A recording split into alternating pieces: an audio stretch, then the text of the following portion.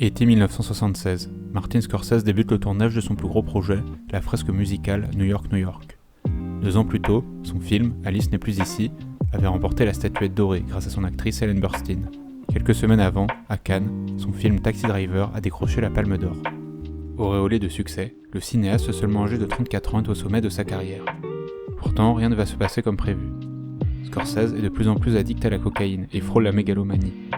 À travers l'histoire d'amour de Jimmy et Francine, un musicien et une chanteuse dans les années 50, il veut rendre un vibrant hommage à la production hollywoodienne de l'époque et ses comédies musicales. Insatisfait par le scénario, qui est ainsi réécrit à maintes reprises, il décide de s'appuyer sur l'improvisation de ses acteurs, transformant alors New York, New York en terrain d'expérimentation. Mais le rythme du film en souffre terriblement. Scorsese, des années après, le reconnaît lui-même: « J'aurais dû être plus concis.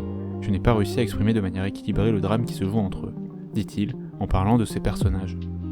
Pour lui, impossible de réussir son hommage sans une scène musicale, et alors que le scénario est toujours en réécriture, il se lance dans le tournage du célèbre Happy Endings, un numéro de comédie musicale qu'il va intégrer dans le long métrage. Mais celui-ci engloutit une grande partie du budget, et la production n'en voit pas l'intérêt. Le tournage prend alors plusieurs semaines de retard. Les producteurs et Martin Scorsese rentrent en conflit. Après un premier montage, on redemande aux New-Yorkais de faire plus de coupes, car le film est beaucoup trop long. New York, New York sort en juin 1977 et est un échec au box-office. Déjà éprouvé par cette expérience, ce non-succès finit de plonger Scorsese dans la dépression. La même année, il fait une overdose et passe tout près de la mort. Hospitalisé, il pense sa carrière de cinéaste terminée et se sent incapable de créer à nouveau. Mais Robert De Niro, son fidèle compagnon, réussit pourtant à le sortir de son apathie, pour le convaincre de se remettre au travail, sur un projet nommé Raging Bull.